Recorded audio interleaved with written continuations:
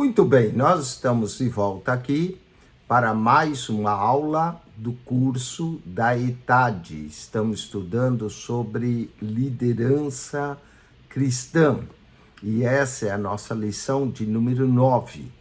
Então é a última lição 9 e 10 desse curso. O aluno da ETAD deve procurar a secretária e fazer a sua matrícula para a próxima matéria.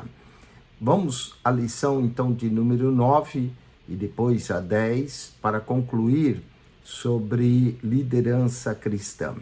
Nós vamos hoje, na lição 9, falar sobre princípios da liderança de Jesus. Nos tempos atuais, a sociedade vem passando por muitas e variadas mudanças estruturais que afetam o estilo de vida das pessoas nos vários campos. No campo industrial, profissional, científico, educacional e religioso. O sociólogo Alvin Toffler escreveu na década de 1990 sobre as 3 ondas, abordando o futuro da humanidade em 3 períodos históricos. Segundo o autor, a primeira onda foi a do período agrícola, que durou muitos séculos até o início do século XVII, quando teve o início do segundo período, o da onda industrial, que durou aproximadamente 3 séculos, até aproximadamente o ano 2000. E então iniciou-se o terceiro período, a terceira onda, que foi o da modernidade. Esse foi o período da racionalização da vida e dos valores em geral.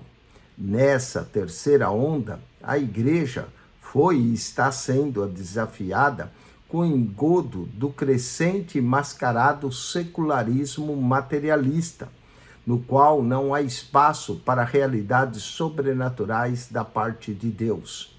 Juntamente com a rejeição ao sobrenatural, vem a ousadia do homem com o seu humanismo, numa sociedade que rejeita Deus, e o individualismo numa geração que defende a ideia da liberdade individual absoluta.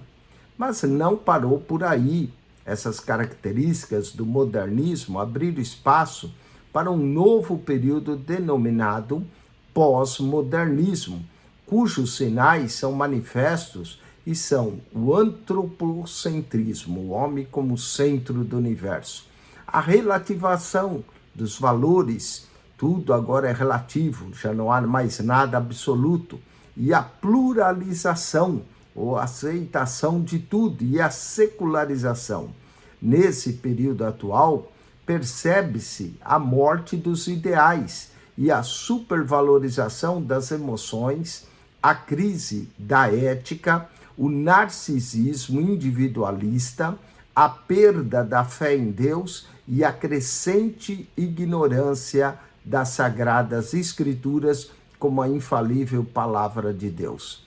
A igreja está inserida nesse contexto social com uma cultura diferenciada, mesmo vivendo uma sociedade que rejeita os valores do Evangelho.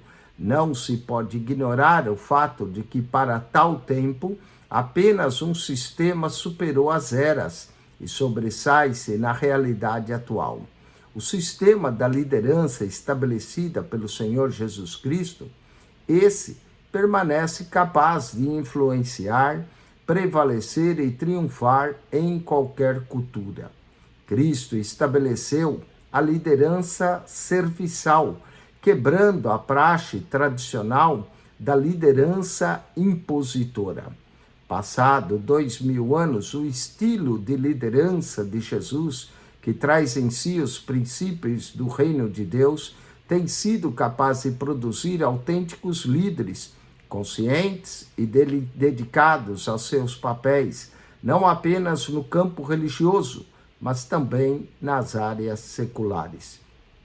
Jesus foi um líder que chamou, influenciou e treinou inicialmente 12 homens, combinando seu modo de ser e viver, transformando o padrão até então prevalecente.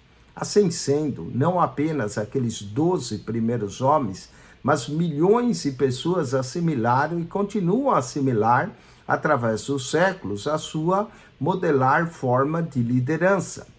A vida pessoal de Jesus, seus ensinos e as suas relações pessoais e interpessoais formam uma base construtiva de liderança jamais conseguida por qualquer outro líder mundial. Das muitas lições de liderança legadas por Jesus, a lição de servir com dedicação e amor foi a mais extraordinária. Ele deixou claro os seus propósitos e o motivo maior de sua vida e de sua vinda ao mundo: servir aos homens e salvá-los. Ao formar 12 homens rudes e simples, Jesus demonstrou sua capacidade na formação de uma santa liderança, tendo por base a transformação de vidas, seguida do discipulado, visando a maturidade cristã. Os princípios perenes de liderança cristã, estabelecidas por Jesus, acham-se explanados e exemplificados nos evangelhos. Vamos ao esboço dessa lição. No texto 1, falaremos do processo de formação de liderança. No texto 2, Jesus como modelo de líder. E depois, no 3 e 4, princípios de liderança legados por Jesus. Texto 3, parte 1, texto 4, parte 2. Vamos então ao texto 1, processo de formação da liderança. Para entendermos o desenvolvimento da liderança de Jesus, precisamos vê-lo como o homem chamado Jesus. João, capítulo 9, verso 11. Essa expressão identifica a humanidade do Senhor Jesus, sabendo que ele possui duas naturezas, a divina e a humana. E Jesus não é 50% homem, 50% Deus, mas ele é 100% Deus, 100% homem. A história de Jesus, sua vida, seu ministério, acha-se registrado nos evangelhos. E tudo quanto ele ensinou foi explicitado, além de nos evangelhos, também nas epístolas do Novo Testamento. Como homem, Jesus passou por todo o processo de desenvolvimento físico, intelectual, social e emocional, como todo ser humano, exceto quanto ao pecado. Ele jamais pecou. Lucas descreveu a infância de Jesus com todas as características próprias de humanidade. Ele não foi um alienígena ou um extraterrestre. Ele foi verdadeiro Deus e também verdadeiro homem. E como tal, teve uma influência com toda criança. E ele lhes disse: por que é que me procuráveis? Não sabeis que me convém tratar dos negócios de meu pai? E eles não compreenderam as palavras que lhes dizia. E desceu com eles e foi para Nazaré, e lhe era sujeito.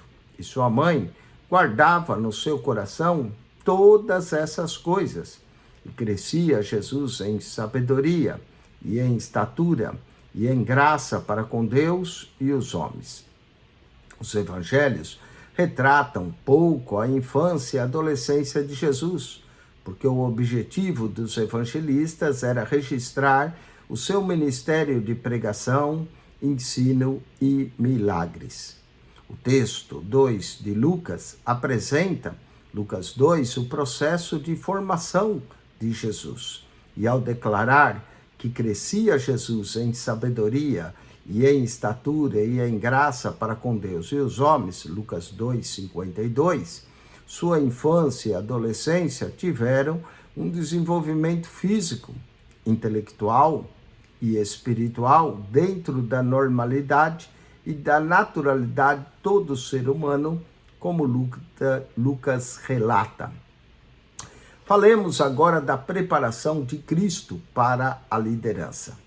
O processo da formação de Jesus como líder foi, em primeiro lugar, um crescimento em sabedoria.